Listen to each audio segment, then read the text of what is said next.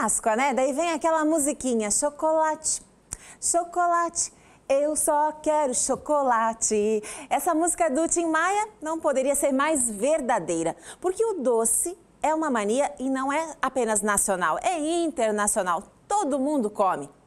Inclusive, os tipos de chocolate são os mais variados. Alguns mais saudáveis, outros nem tanto.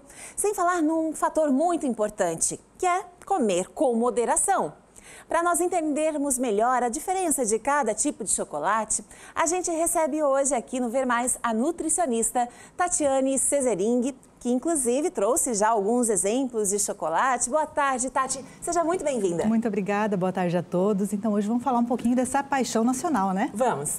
Então, o que você preparou, o que você trouxe pra gente, Tati? Eu trouxe aqui os chocolates que são mais comuns, inclusive, da gente encontrar nos mercados, né? Eu trouxe aqui o chocolate meio amargo ou amargo, chocolate ao leite, o branco, o nibs de cacau. Mas só falando um pouquinho assim, porque muita gente acha que o chocolate não pode estar na nossa rotina. Sim, ele pode. Ele é um excelente alimento, quando é chocolate de verdade, né? Quando a gente fala assim, o que é um chocolate de verdade? É um chocolate que tem aí acima de 60%, 70% de cacau na sua composição.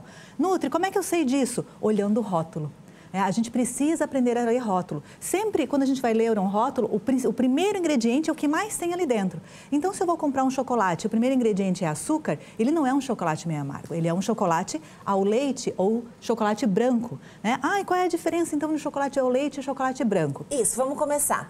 Primeiro, o chocolate ao leite, que é o mais comum que a gente costuma encontrar no mercado, né? Ele tem até essa característica, assim, mais brilhosa. Isso significa, é um indicador de alguma coisa? Algum ingrediente aqui?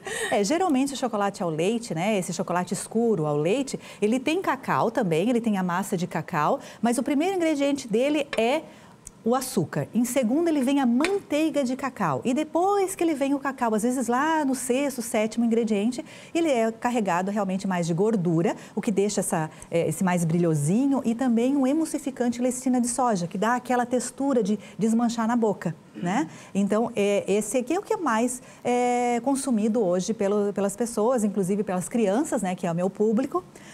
Por falar em criança, né? A gente sabe todo um cuidado. Hoje há uma orientação de que não se consuma açúcar, uma criança não consuma até aos 2 anos. Isso. Então, a criança, digamos que já tem 2, 3 anos, já dá para começar para adaptar o paladar dela direto no meio amargo ou no chocolate amargo? Perfeito, perfeito. Exatamente. Eu sempre falo assim, a gente não deve oferecer para os filhos algo que depois a gente vai querer que eles não comam.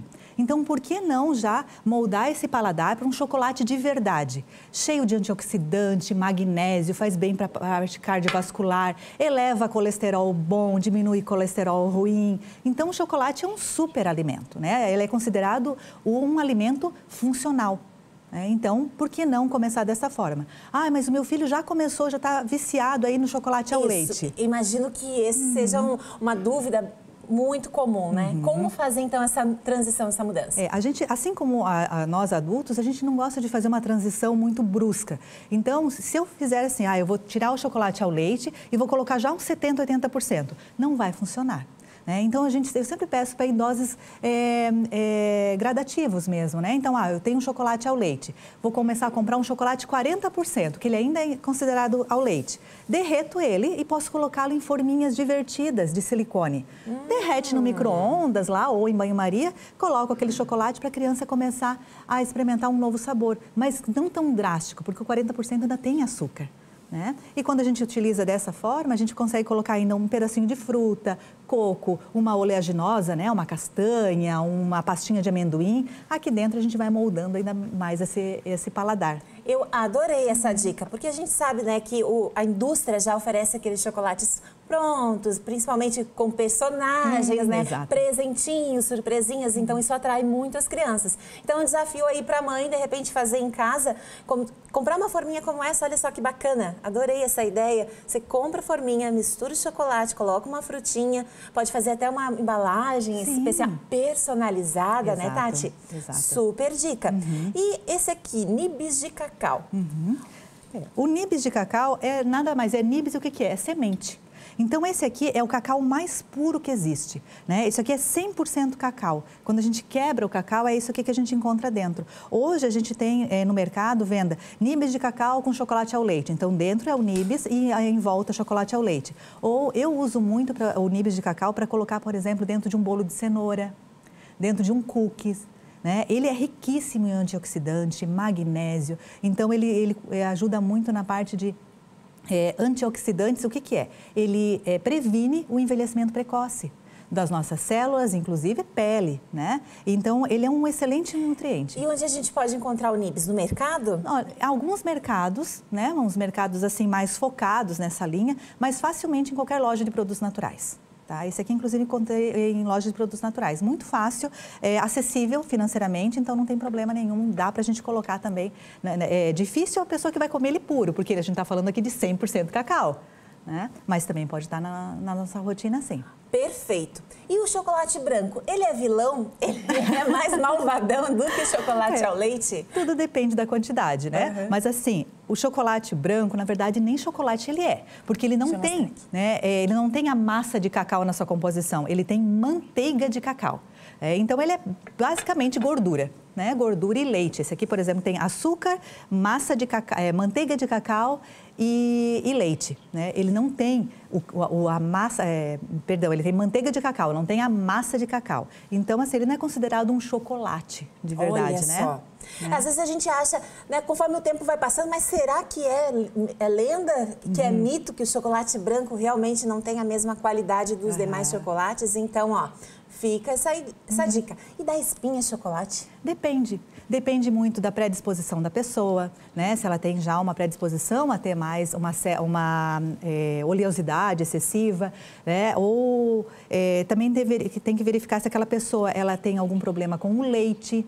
Então, isso que a gente tem que verificar. É para todo mundo? Não, nada na vida é para todo mundo. Né? Mas a gente tem que fazer essa adequação aí da nossa rotina e as nossas características de cada um também, né? Perfeito. E essa barrinha aqui que você trouxe? Tá. O que você pode falar sobre ela? Essa barrinha aqui é uma barrinha de alfarroba. O que é o alfarroba? A alfarroba é um substituto ao cacau. Né? Para quem? Por quê? Por que eu substituiria o cacau, um alimento tão bom? A alfarroba, ela não tem cafeína. Então, aquelas pessoas que dão aquela acelerada com a cafeína, vai para a alfarroba. Ela é a mesma coisa que o cacau, ela tem vários componentes, como magnésio, fibra do cacau. Ela tem menos gordura que o cacau, porém ela tem mais açúcar dela mesma. Né? Os açúcares frutose, né? Então ela já tem... Que acaba sendo um açúcar mais saudável. Isso, mas é porque é da própria fruta, né? Mas é um bom substituto. Tá? E hoje o que mais a gente encontra aí de barrinhas de alfarroba é desse estilo. Banana com alfarroba, cranberry com alfarroba, esse tipo de... É muito difícil você encontrar só alfarroba. O que a gente encontra é alfarroba em pó para usar em preparações. Perfeito. Tati, seja sempre muito bem-vinda ao Ver Mais. Espero que tenha ajudado você que ainda não comprou, né? Porque a gente sabe que muita gente acaba realmente deixando para a última hora. Quem sabe aí pode substituir, né? E mudar um pouco essa cultura, né? De repente, de pensar que só o chocolate, aquele pronto, embalado.